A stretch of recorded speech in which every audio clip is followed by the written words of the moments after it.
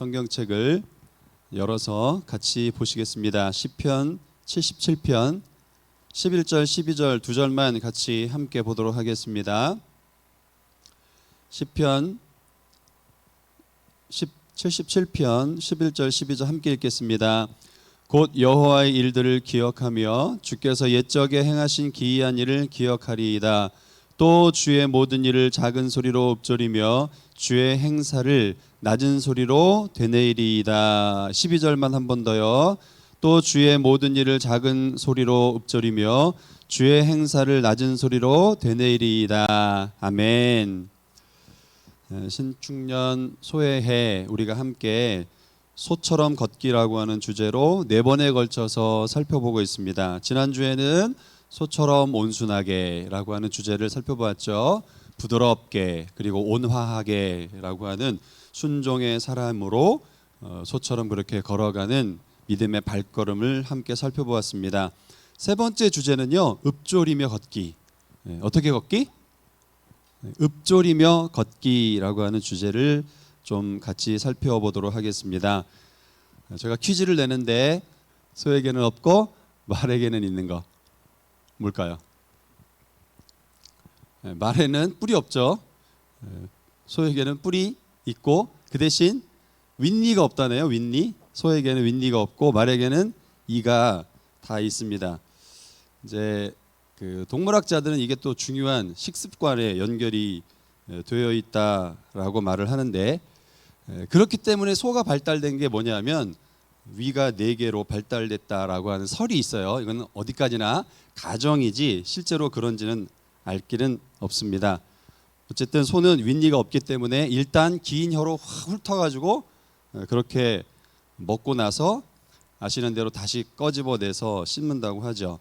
뭐 정확하게 생물학적 판단은 이렇게 저렇게 다를 수 있겠지만 분명한 사실은 소는 위가 몇 개다? 4개나 가지고 있다. 이걸 뭐 반추 동물이다라고 하죠. 몇 가지의 동물들이 반추 동물이 있는데 그 중에서 소는 분명히 위가 4개죠. 말은 위가 4개가 아니라고 알려져 있습니다. 중요한 것은 말은요 굉장히 빨리 달리는 동물이죠. 그래서 우리 일상 속에서 힘도 세기 때문에 뭐 마력수 이런 건 다 말과 관련된 거잖아요. 그래서 농사일에 쓰일 것 같은데 실상은 소를 농사일에 쓰지 말로는 농사일에 쓰지 않는다고 그러네요. 굉장히 빨리 달리고 또 힘도 넘치지만 왜 농사일을 대부분의 나라에서는 사용하지 않는가? 지구력이 떨어지는 게 소다. 빨리 달리지만 쉬이 지치고 이렇게 통제가 안 되는 말이기 때문에 농사일에는 적절하지 않다라고 하는 것으로 보시면 되겠습니다. 반면에 지구력은 뭐가 좋아요? 소가 지구력이 좋은 거죠. 그래서 인간과 함께 살아가는 특별히 일과 관련된 동반자로서 그렇게 살아왔죠. 말하자면 소는 듬직하고 진득한 그런 동반자라고 하는 것이죠. 따로 음식을 별도로 주지 않아도 아침에 먹었던 그 음식 가지고 하루 종일 일을 해내는 좋은 짐승이죠. 이유는 뭐냐? 말씀드렸던 것처럼 위가 4개이기 때문에 그렇습니다. 오늘 저는 우리 성도님들과 함께 말처럼 쉬이 지치는 사람이 아니라 소처럼 듬직하고 진득한 지구력 좋은 삶이라고 하는 것을 우리가 어떻게 살아갈 수가 있겠는가라고 하는 것을 나누기를 원하는데, 그것은 소처럼 그렇게 읊조리며 걸어가는 인생이라고 할 수가 있겠습니다. 위가 4개인 이 소가 풀을 먹고 나서 1위, 첫 번째 위죠. 거기에다가 대충 씹어서 적어 두었다가 다시 그걸 꺼집어내서 씹죠. 그 다음에 다시 2위를 보냈다가 2위에서 또 다시 꺼집어내서 씹어가지고 3위, 4위로 이렇게 보낸다는 것은 뭐 다 공부해서 아실 것입니다. 이 활동을 가리켜서 뭐라 그러죠? 되새김질이다. 이렇게 이제 얘기를 하죠. 소가 가진 진득함의 비결이 여기 있다고 그래요. 이 되새김질에서부터 진득함의 비결 있다라고 말하는 거죠. 한번 먹어둔 것을 다시 꺼집어내서 다시 먹지 않아도 하루 종일 에너지를 보충할 수 있는 능력이 여기에서 있는 거죠. 성경은 이 활동을 묵상이라고 표현을 합니다. 그래서 오늘 우리가 읽었지만 읍조리다라고 하는 단어가 묵상이라는 단어와 같은 것을 우리가 보게 되죠. 성도에게도 역시 중요한 것은 먹는 거죠. 성도에게 있어서 중요한 것이 먹는 거다라고 말할 때 좋은 음식이나 맛난 음식, 내가 기호로 좋아하는 것들을 말하는 것이 아니라 성도가 먹어야 될 것은 말씀이죠. 그 말씀을 우리가 종일토록 곱씹고 곱씹고 곱씹을 때 마치 소처럼 우리가 진득한 그런 삶을 살아갈 수 있게 하는 원동력이 거기로부터 나와지는 거죠. 올해 이렇게 소처럼 말씀을 먹고 읍조림으로 진득한 하나님의 사람으로 살아가시게 되기를 축복합니다. 그렇게 읍조림이 있는 진득함의 그 강함, 그것은 어쩌면 모든 상황에서 한결같이 진득하게 걷는 소와 같은 사람이 되는 것이 아닐까라는 생각을 가져봅니다. 성도는요, 예수 믿은 후에 만나는 상황, 그 상황이 어떨까요? 예수 믿었어요? 예수 믿은 성도가 만나는 상황이 어떨까요? 과연 세상 어떤 사람들이 말하는 것처럼 불행 끝 행복 시작일까요? 그러나 우리가 가만히 인생을 살아오면서 경험했지만 꼭 그런 것만은 아닌 것 같습니다. 만만치 않은 여정이죠. 어떻게 보면 사실 예수 믿어도 크게 달라지는 것이 없다, 똑같다라는 생각을 갖죠. 싸워야 하고 또 병들면 아프고 치열하게 세상 속에서 돈을 벌어야만 하고 때때로는 예수 믿어도 사기를 당해요. 그래서 가만히 보면 예수 믿어도 똑같아요. 달라지는 것이 없는 것 같습니다. 그것이 우리가 만나는 예수 믿었지만 여전히 반복되고 있는 상황이라는 것이죠. 자, 그러면 예수 믿으면 달라진다는데 뭐가 달라지느냐? 가만히 보면 상황이 달라지는 것이 아니라 그 상황 앞에 서 있는 내가 달라지는 것을 볼 수 있죠. 정확하게 말하면 그 상황을 보는 눈이 달라지더라는 것입니다. 우리 이것을 연단받는다라고 말을 해요. 우리가 상황 앞에서 그 상황을 바라보는 해석의 능력이 달라지는데 이것을 가리켜서 연단받았다. 그래서 연단받는 사람들은 같은 문제를 보고 다른 시각을 갖게 마련이죠. 제가 표를 하나 여러분에게 보여드릴 텐데 매트릭스 표를 제가 좀 만들어 봤습니다. 우리가 만나는 삶의 상황이라는 것이 어떠냐? 크게는 두 가지죠. 크게 두 가지를 할 때 하나는 좋은 상황이 있어요. 최고의 상황. 정말 뭐가 술술술 풀려지는 최고의 상황이 있어요. 그런데 반대로 어떤 경우가 있어요? 최악의 상황이 있죠. 정말 원하지 않는, 일어나서는 안 되는 그런 최악의 상황이 있습니다. 그게 한 분면이에요. 자, 수평의 분면을 보시면 또 하나 그 상황이 있는데 그것은 신앙인이기 때문에 하나님과의 관계라는 것이 크리스찬에게 있어요. 예수 믿지 않는 사람은 관계가 있어요, 없어요? 전혀 없죠. 그런데 예수 믿는 사람에게는 하나님과의 관계라는 게 설정이 되죠.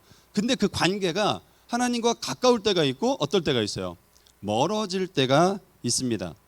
그래서 이 두 가지의 분면이 네 가지의 상황이라는 것을 이제 만들어내게 되지요.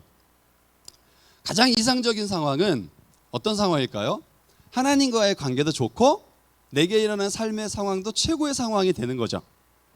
그냥 막 크고 작은 일이 막 성취가 되어지고 막 비즈니스가 확팍 풀리고 아이들이 잘 되고 이런 일들이 막 계속 삶에서 연속적으로 일어난다. 다 원하시죠? 네. 자, 그러면 우리에게 감사와 은혜의 고백, 하나님께서 정말 함께 하시는 것에 대한 뚜렷한 고백들이 우리 안에 있게 되죠. 그런데 도표에 보시면 때로는 상황은 안 좋아요. 최악인데 하나님과의 관계가 좋을 때가 있어요. 상황은 안 좋은데 하나님과의 관계가 좋아요. 이때는 어떤 일이 일어나느냐? 소망으로 우리가 견디죠. 하나님을 사랑하는 그 열정이 우리로 하여금 최악의 상황을 받아들이게 되어서 그 상황 속에서 소망으로 견뎌지게 됩니다. 자, 그런데 문제가 있어요. 삶의 상황은 최고로 좋아요. 막 일이 잘 풀려요. 그런데 어떤 경우가 있느냐? 하나님과의 관계가 멀어지는 상황이 벌어질 수 있어요. 의외로 이 상황에 놓여 있는 사람들이 참 많죠. 근데 이런 경우는 어떤 일이 발생하는, 영적으로는 교만하죠. 굉장히 위험천만한 신앙적 위기가 찾아오는 때가 사실 이 분면이라고 할 수 있습니다. 최악의 상황은 뭐냐? 상황도 최악에다가 하나님과의 관계까지도 최악일 때 이걸 절망을 넘어서서 영적 사망 상태까지 이르는 것을 봅니다. 굉장히 위험한 상황을 넘어서는 그런 상황인 거죠. 자, 스스로에게 우리 성도님들이 나는 어디에 위치하고 있는가? 1사분면, 2사분면, 3사분면, 4사분면에서 어디에 위치하고 있는가를 한번 생각해 보세요.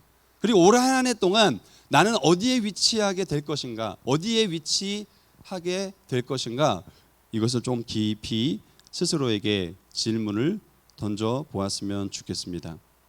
이게 우리가 만나는 네 가지의 상황입니다. 네 가지의 상황. 자, 요 네 가지의 상황에서 섰을 때, 그럴 때 소처럼 진득하게 흔들리지 않는 삶이 어떻게 가능하느냐? 오늘 저는 그 키가 바로 되새김질이다. 읍졸입니다. 다시 한번 우리 77편, 시편 77편 12절 말씀을 같이 읽도록 하겠습니다. 시작. 또 주의 모든 일을 작은 소리로 읍졸이며 주의 행삭을 낮은 소리로 되뇌이리다. 한 번 더요. 또 주의 모든 일을 작은 소리로 읍졸이며 주의 행사를 낮은 소리로 되뇌이리이다. 참 중요한 말씀이에요. 읍졸이다, 되새김질하다, 묵상하다. 주의 모든 일을 때때로는 큰 소리로, 작은 소리로, 낮은 소리로. 이것이 바로 소처럼 진득하게 흔들리지 않는 삶의 원동력이다라고 할 수 있겠습니다. 그런 사람이 있었을까요? 예, 그런 사람이 있죠. 다윗이 바로 그런 사람이었습니다. 시편 57편 7절 말씀해 보면 다윗의 유명한 고백이 나오는 것을 보는데, 여러분 같이 한번 읽어보시겠습니다. 하나님이여 내 마음이 확정되었고 내 마음이 확정되었사오니 내가 노래하고 내가 찬송하리이다. 참 좋은 고백이죠. 이걸로 만들어진 찬송이 있는데, 내 영혼이 확정되고 확정되었사오니, 이 찬양이 바로 시편 57편으로 만들어진 찬양이죠. 그런데 이 찬양의 앞에 가사를 보시면 어떤 가사가 나오느냐 하면, 모든 상황 속에서 주를 찬양할지라, 요게 나와요. 근데 이 찬양의 가사가 참 기가 막힌 가사예요. 이 모든 상황이라는 건 어떤 상황일까요? 여기에 나오는 이 모든 상황은 아까 제가 보여드렸던 네 가지 분면 중에서 최고로 좋은 상황, 최고로 좋은 상황이 아니라 그 네 가지의 모든 상황이 다 담겨져 있는 것을 말하는 거죠. 그러니까 최악의 상황까지도 다 담겨 있는 것이 내가 겪고 있는 모든 상황이다라고 말씀을 드릴 수가 있는 거죠. 자, 말하자면 다윗은 바로 이 네 가지의 상황을 다 겪어간 인생으로 성경이 우리에게 소개해주고 있는데, 그 상황 가운데에서 내 마음이 확정되고 확정되었사오니, 누구에게로? 하나님께로 확정되어졌다. 이 노래를 하고 있는 것이죠. 그래서 그는 그 네 가지의 상황 속에서 때때로 흔들릴 수는 있었으나 무너지지 않고 진득하게 걸어가는 모습을 보게 되는 거죠. 자, 어떻게 그 네 가지 상황 속에서 걸어갈 수 있다고요? 읍졸임으로. 어떤 것을 읍졸여요? 주님의 말씀을 읍졸임으로.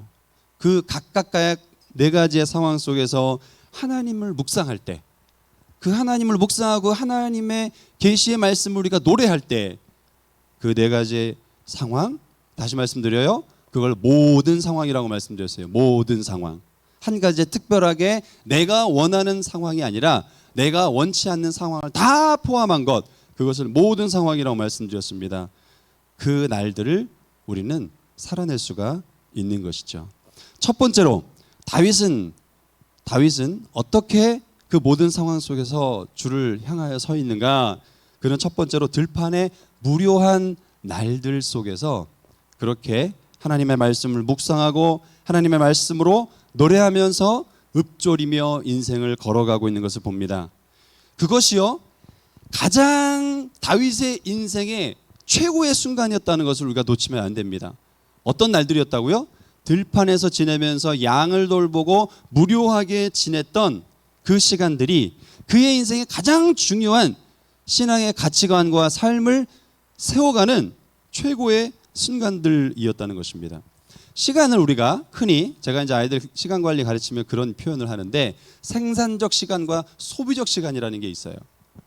생산적 시간과 소비적 시간. 자기 관리를 잘하는 사람일수록 소비적 시간보다 생산적 시간을 더 많이 쓰는 사람이겠죠. 그런데 이를테면 소비적 시간은 좀 무료한 시간도 다 포함되는데 다윗이 양도를 보면서 대부분의 시간은 무료한 시간이었겠죠. 그렇죠? 양 풀어놓고 뭐 했겠어요? 하루 종일 무료한 시간인 거죠. 어떻게 보면 우리가 코로나 때에 아무것도 할 수 없는 시절을 무료하게 살아가는 것과 다르지 않을까라는 생각을 가져보는데 우리에게 만약에 무료한 시간이 생긴다면 어떻게 하시겠습니까? 사람들 흔히 그 시간을 놀고 먹고 즐기면서 그렇게 살아가기를 바라죠. 그런데요, 다윗은 물론 놀고 먹고 놀기도 했겠죠. 그러나 그의 시선을 주님께 고정하고 그분을 묵상하는데 그 무료한 시간을 보내고 있는 것을 봅니다. 들판에서 양을 돌보면서 뭐를 할 수 없는 그런 무료한 시간들을 그 자리에서 하나님의 마음을 배워요. 그 양들을 보면서 목자에 대한 마음을 배워요. 그것이 나중에 왕이 되어서 한 나라를 통치하는, 양을 잘 다스렸던 사람이 한 나라를 통치하는 그런 자리에 가도 변함이 없이 그 일을 해내는 것을 보죠. 우주에 대한 신앙의 고백들을 하는 것을 봅니다. 삶의 깊은 이해가 바로 거기서부터 생겨지고 있는 것을 봅니다. 우리는 이것을 정체성이 뚜렷해진다라고 말을 해요. 놀라운 것은 무료한 시간에 대부분의 사람들은 정체성이 흔들리는데 오히려 다윗은 그 무료한 시간에 정체성이 뚜렷해지고 있는 것을 봅니다. 시편 8편을 한번 보겠습니다. 시편 8편 시작. 여호와 우리 주여, 주의 이름이 온 땅에 어찌 그리 아름다운지요, 주의 영광이 하늘을 덮었나이다. 자연 속에 나타나신 하나님의 그 아름다우심, 하나님의 영광스러우심. 저는 지금도 지리산의 그 청년 때에 그 태풍을 뚫고 올라가서 장토목 산자에서 이틀을 꼼빡 묶여 있다가 그 아침에 지리산 딱 정상을 섰는데 와, 그냥 바다더라고요. 바다, 산이 아니라. 그때 절로 나왔던 노래가 뭐냐면 주님의 높고 위대하심. 이 노래가 막 저절로 나오는 거예요. 저는 다윗이 바로 그런 마음으로 이 시를 짓지 않았을까, 이런 생각을 가져봅니다. 그 자연 속에 나타나신 하나님의 자기 계시, 그 아름다우신 영광스러움을 그는 그 무료한 시간 속에서 보는 거예요. 시편 2편에는 잘 아시는 것처럼 너는 내 아들이라 오늘날 내가 너를 낳았도다 라고 하는 고백이 나오는 것을 보죠. 시편 23편 너무 유명하죠. 여호와는 나의 목자시니 내게 부족함이 없으리로다. 그가 나를 푸른 초장에 누이시며. 세상에 이 놀라운 고백이 어디서 일어났어요? 양떼를 돌보면서 그가 그런 노래들을 하고 있는 것을 봅니다. 그래서 그 기막힌 고백이 담겨있는 그 주옥 같은 우리의 심금을 울리는 그런 시편이 우리에게까지 새로운 곡조가 붙여져서 불려지고 있잖아요. 뭐 이를테면 찬송가에는 참 아름다워라 주님의 세계는, 참 얼마나 멋진 노래입니까? 얼마나 멋진 노래예요. 또 뭐 이 노래 아시죠? 그 다음 곡 보여주시면 선하신 목자 날 사랑하는 분. 이게 사실 요즘 판으로 이게 다윗이 이 곡조를 붙이진 않았을 거예요. 요즘에 붙여진 거니까. 그런데 그 시의 원판은 다윗이 지었단 말이죠.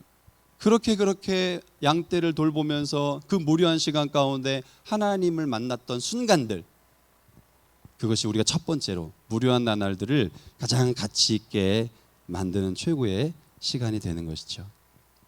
두 번째는요, 가장 괴로운 자리. 그 가장 괴로운 자리를 하나님께서 바꿔내시는 은혜의 자리가 되게 하신다라고 하는 것인데요. 그 자리가 어디예요? 직장 생활입니다. 다윗은요, 궁궐의 악사로 취직을 하게 되죠. 아시는 것처럼 그 첫 직장 생활은 순탄하지 않았습니다. 그렇게 좋다고 막 음악 들려주고 좋다고 그러더니 다윗에게 창을 던지지를 않는가. 누가 그랬어요? 사울왕이 그렇게 했습니다. 악신에 사로잡힌 사울왕이 창을 던지는 듯 정말 굉장히 충격적인 행보를 막 하지요. 근데 다윗은요, 사무엘상 16장 23절에 보면 수금을 타서 악신에 들린 그 사울을 진정시키는 것을 봅니다. 여러분, 이런 일이 어떻게 일어나는가? 말씀을 읊조리는 사람의 능력이에요. 하나님의 말씀이 머무는 사람은요, 귀신을 제어하는 능력도 함께 있는 줄 믿으시길 바랍니다. 여러분, 이 세상에 귀신이 노골적으로 드러내지 않아도 사람들 속에서 역사하는 사람들이 참 많습니다. 그들이 어떻게 잠잠해지느냐? 하나님의 말씀이 있는 사람이 그 직장 가운데 있을 때 그 직장이 평안하게 되는 줄 믿으시길 바랍니다. 귀신 들린 사람조차도 안정시키는 탁월한 능력, 그것이 바로 하나님의 말씀을 읊조리는 사람에게 있었던 것이죠. 그것이 끝이 아닙니다. 다윗의 최악의 날들은 직장 취직부터 계속되죠. 골리앗 죽인 이후에 다윗을 시기하는 사울 왕이 자기를 쫓아내고 또 쫓겨다니고 하는 그런 비참한 인생을 살아가죠.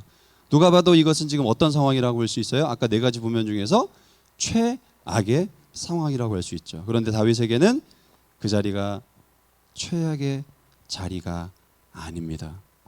왜냐? 그 최악의 자리를 최고의 예배당으로 만들어 가고 있거든요. 시편 54편 보십시오. 주의 이름으로 나를 구원하옵소서라고 그렇게 노래하고 있는 것을 보죠.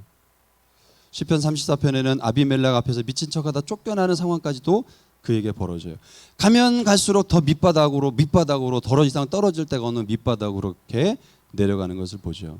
그런데 그 자리에서 다윗은 어떻게 하는가?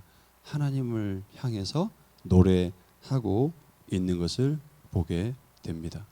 우리 좋아하는 찬양 중에 부르신 곳에서라고 하는 찬양 있잖아요. 부르신 곳에서 나는 예배하네. 생각해 보세요. 부르신 곳이 어딜까요? 우리는 늘 좋은 상황, 좋은 형편, 최고의 상황만 부르신 곳이라고 착각할 때가 많죠. 그러나 다시 말씀드리지만 우리가 살아가는 일상을 보면 최악의 상황이 부르신 자리가 많아요. 그럴 때가 참 더 많습니다. 그때에도 우리는 변함없이 예배하는 삶을 살아가야 할 줄로 믿습니다. 그런데 다윗의 최악의 날들은요, 사실은 직장이 아니라 자신인 것을 보게 되어집니다. 최악의 날들, 어떤 날들이냐? 죄를 범하는 자리인 거죠. 그는 끊임없이 추락을 합니다. 하나님과의 거리가 멀어질 대로 멀어진 그야말로 최악의 자리에 서는 것이죠. 왕좌에 앉았어요. 마음대로 휘두를 권력, 그 권력을 가지고 그는 하지 않아야 될 일들을 서슴지 않고 하는 것을 볼 수 있습니다. 어떤 일이 있었죠? 가장 충성된 장군 우리아의 아내를 취해서 잠자리를 같이 하고, 또 우리아는 그 사실을 은폐하려고 멀리 전장터로 최전방에 보내서 간접 살해하는 그런 일들까지도 서슴지 않는 다윗이었습니다. 다윗 인생에 가장 최악이 있다면 이 순간이 아닐까 싶어요. 내가 장인어른에게 쫓겨다니는 순간 또 어떻게 보면 최악일 수 있겠지만 더 최악은 내 자신이 밑바닥으로 떨어지는 그 순간. 그래서 시편 51편은 이렇게 그 상황 가운데에서 그가 노래하고 있는 것을 보여줍니다. 같이 한번 읽으실까요?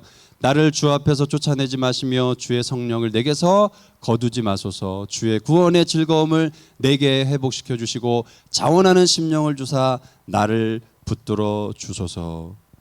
이 노래가 어떤 노래예요? 이 시의 표제에 보면 다윗이 밧세바를 동침한 후에 선지자 나단이 다윗에게 온때 쓴 시, 영적으로는 최악의 순간, 밑바닥의 순간.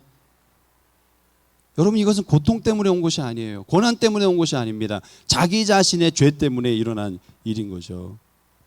그런데 여기에 다윗됨이 있어요. 그 최악의 자리에서 책망하시는 주님의 음성을 읊조린다는 거죠.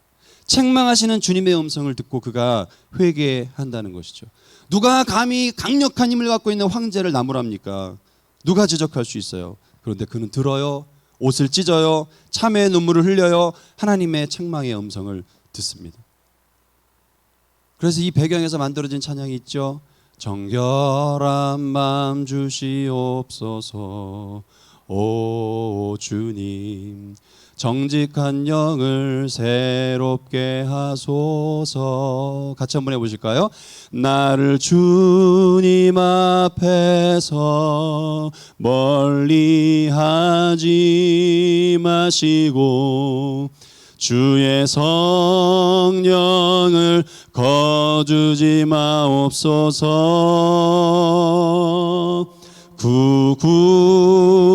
구원의 기쁨 다시 회복시키시고 변치 않는 맘 내 안에 주소서. 이 노래를 부르는 순간 다윗은 최악의 자리에서 다시 최고의 자리로 나아가는 줄 믿으시길 바랍니다. 다윗의 최고의 순간이 있죠. 그것은 꿈꾸지 않았던 자리에 이르게 된 거예요. 어디에? 왕의 자리에 그가 오른 것이죠. 그런데요, 놀라운 것은 그 순간에 그는 자기가 왕인데 놀랍게도 내 위에 계신 왕을 노래하는 모습을 봅니다. 시편 145편 1절에 보시면 왕이신 나의 하나님이여 내가 주를 높이고 영원히 주의 이름을 송축하리이다. 내 위에 누가 있어요? 세상에 내 위에는 아무도 없는 거예요. 그런데 내 위에 누가 있다라고 말을 해요. 누가 내 위에 있다고요? 하나님이 나의 왕이십니다. 지금 왕이 된 사람이 이 노래를 부르고 있다고요. 이거보다 더 위대한 노래가 어디 있겠습니까? 제가 오늘 내 분면에 우리가 처하는 모든 상황이라는 것을 잠깐 요약해서 말씀을 드렸어요. 어디에 서 계십니까? 혹시 최고로 좋은 왕이 되는 순간에 계세요? 조심하십시오. 겸손하지 않으면 밑바닥으로 떨어지는 건 순식간이에요. 그때 하나님을 나의 왕으로 노래할 수 있기를 바랍니다. 왕이신 나의 하나님 내가 주를 높이고 영원히 주의 이름을 송축하리이다.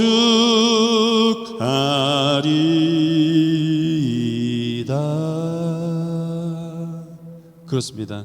이게 바로 다윗이 한 노래이죠.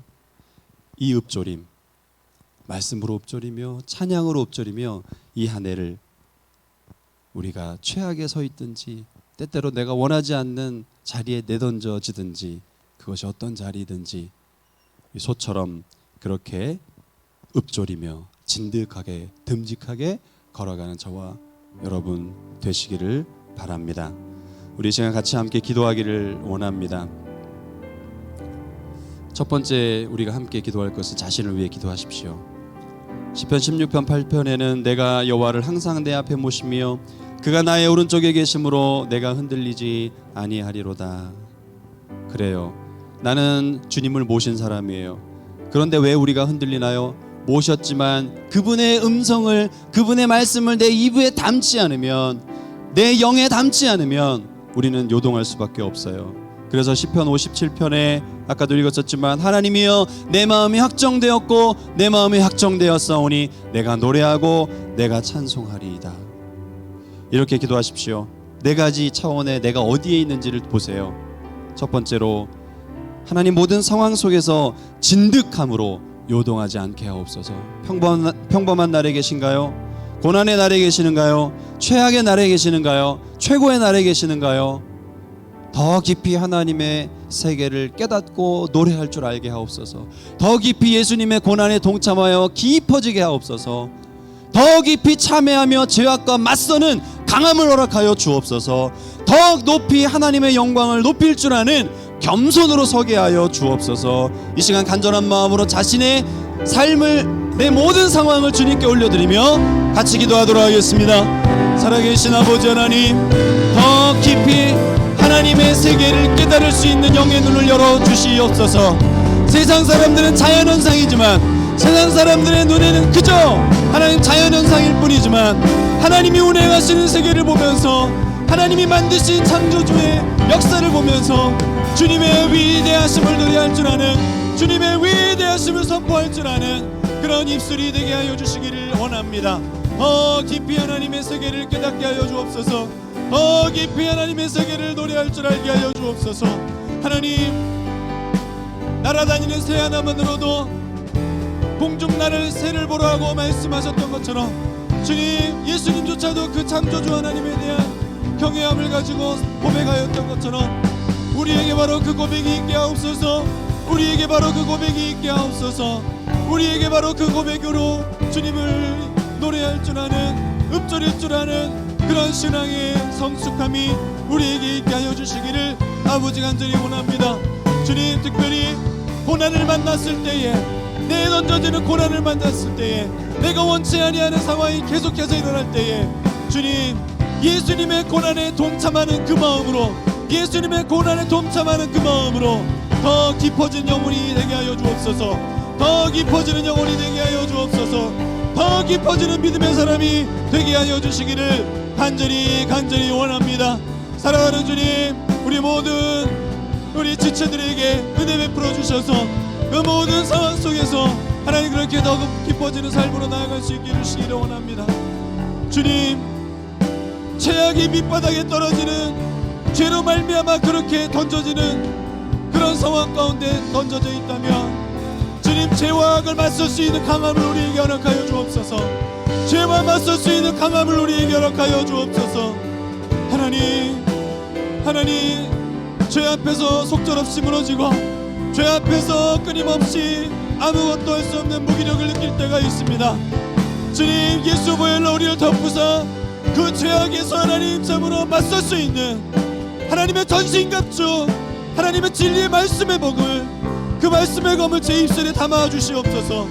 그 말씀의 검으로 말미암아 하나님 그 어떤 악함과도 맞설 수 있도록 은혜 베풀어 주시기를 원합니다. 주여, 은혜 베풀어 주옵소서.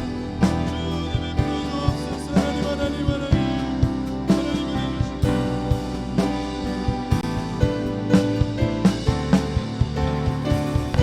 하나님 은혜 주시기를 원합니다.